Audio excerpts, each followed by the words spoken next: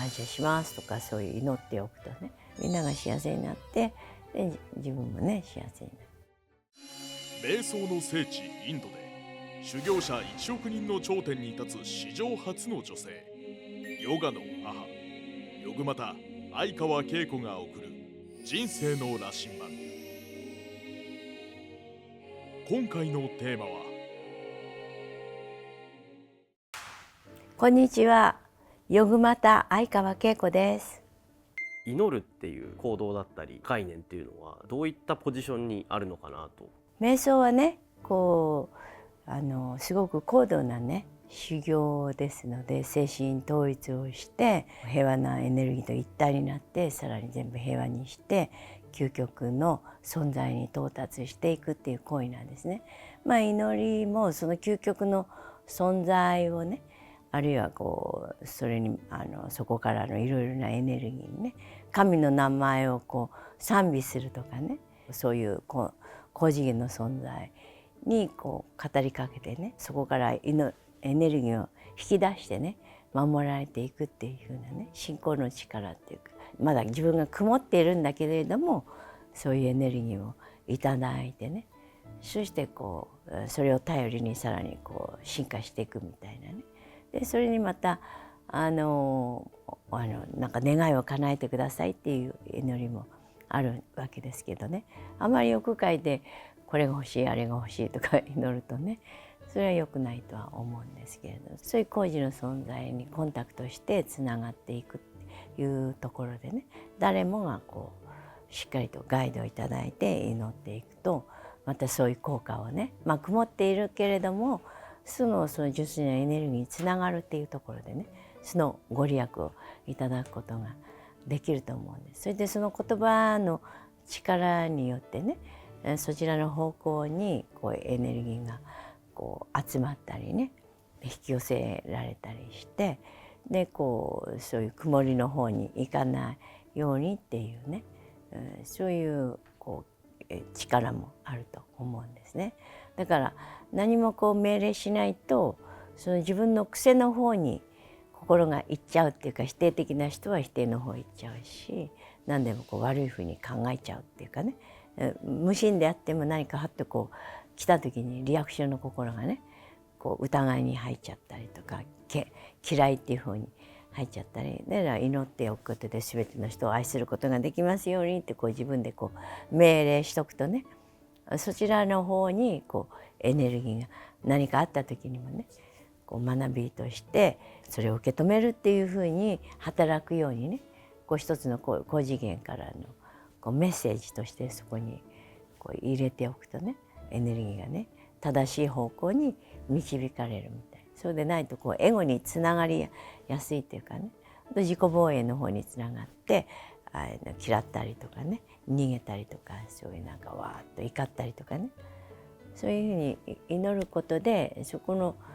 の力によってそのガイドの方に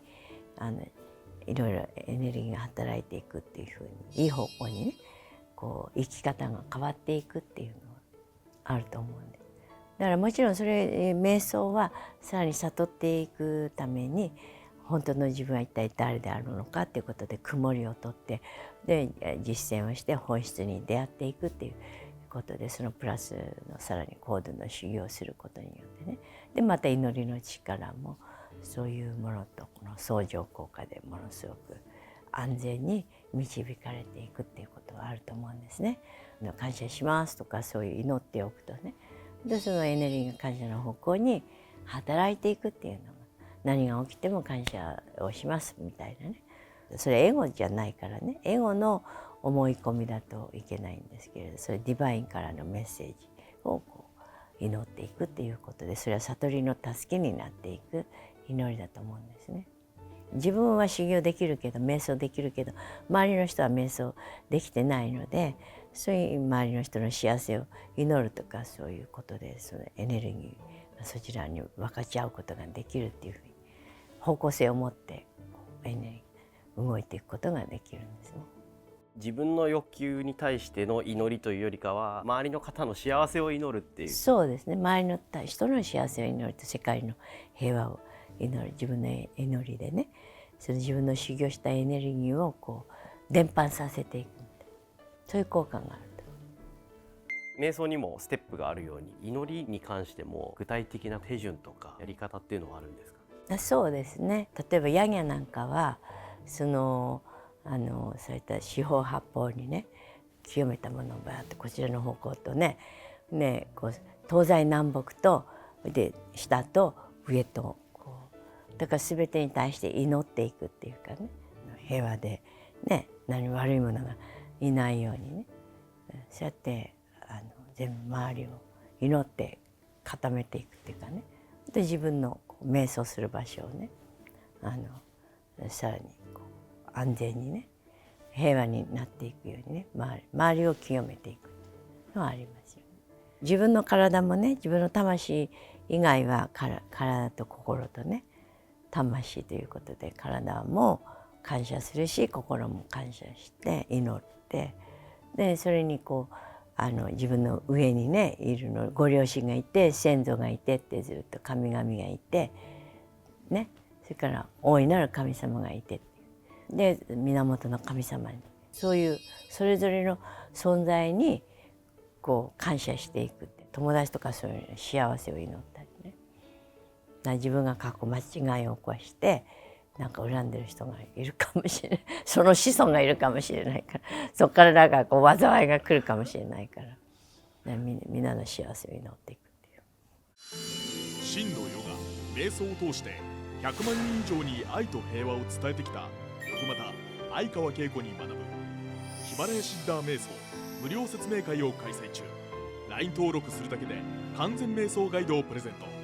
詳しくは概要欄から。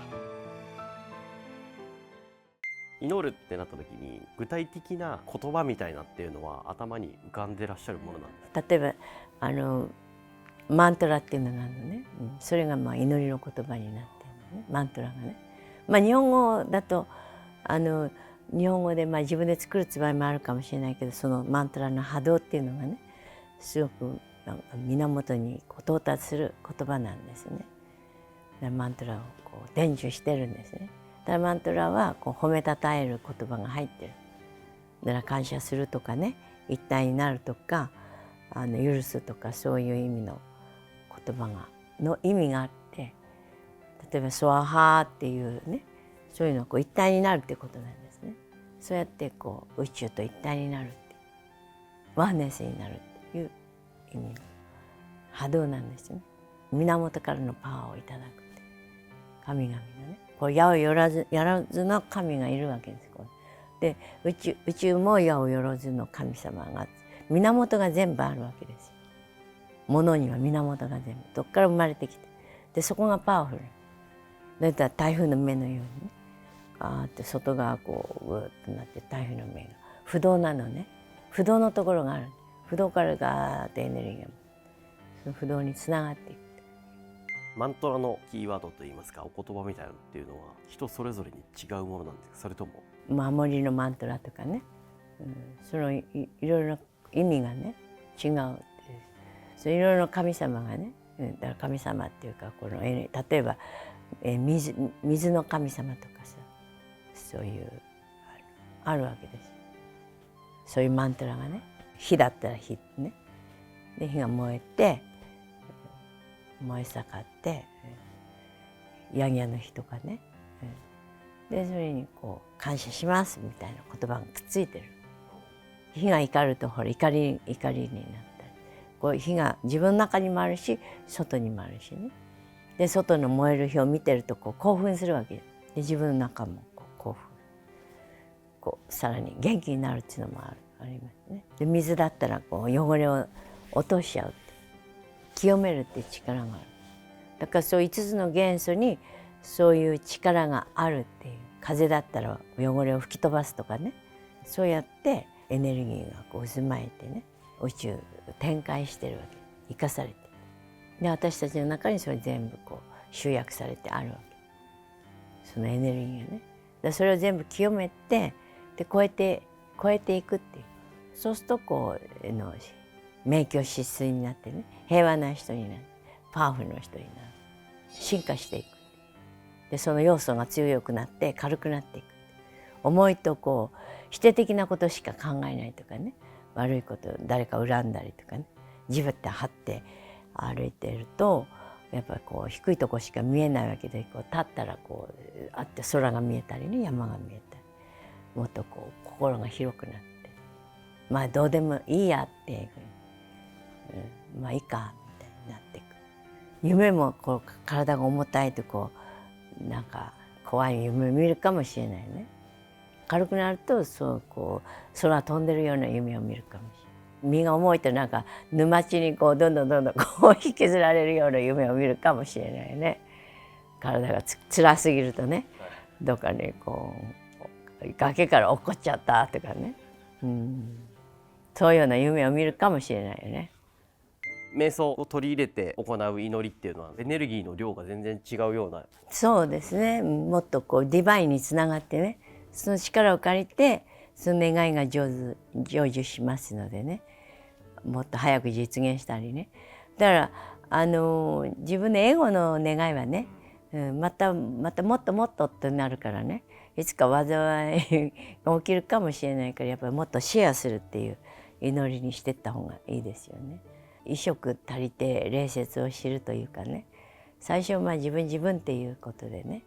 でも限界がありますよね。いつかつまずいてしまう。で反省して、人に親切にしていなかったなとか、自分のことしか考えてなかったなって、やっぱりそれ自分のとこばっか考えてるとね、誰かがこうねしっぺ返ししてくるかもしれないのね。相手傷つけても自分が勝つことを考えてるとね、やっぱし恨み買っちゃうかもしれないから、やっぱ分かち合っていくっていうのが大切だと思うのね。だから本当に最後の勝利を得るのにはね、世界の幸せとかを優先するってなかなか難しいですけど、瞑想を深めることで。そうですね。で、死ぬ時は何も持っていかれないのでね、やっぱしシェアする喜びをね、みんなに施していくっていうのがね、いいんじゃないんですか。みんなが成長するっていうのがね、自分だけ幸せになってもね、他の人が不幸だったら幸せになれないです。みんなが幸せになって、で自分もね幸せになる。自分のことしか見えないと自分だけが幸せになりたいって。だから家族の中でね、自分だけ幸せで他の人がみんな病気になったらね、やっぱり面倒見なくちゃならなくなるから、自分だけ健康になっても旦那さんがね病んじゃったら、だから旦那さんにも優しくね、尊敬を持ってね、こうあげてあげないと、そうすると幸せになれると思う。でさらにこう会社全体が幸せになるとか、世界全体が幸せになるっていうふうに考えていくとね、祈りというキーワードに対しての理解がまた深まったといいますか。そうですね、さらに力強くなりますのでね。だから正しく使わないとね、やっぱりいけないってことで、しっかりマスターにねついてやっていかないとならないって。だらだらした祈りとかね、時間ばっか取られちゃうでしょうからね。そうするとなんか欲望の祈りみたいになっちゃうからね言葉ってね、やはりこうすごく平和な、ね、愛ある言葉にしていかないとならない。祈るような言葉に、ね、していくっていうのがね、だから言葉をこう吐くんだけど、それでこう人を傷つけたりね、そういうことがないように相手の幸せを祈るみたいな波動がいいと思うんですね。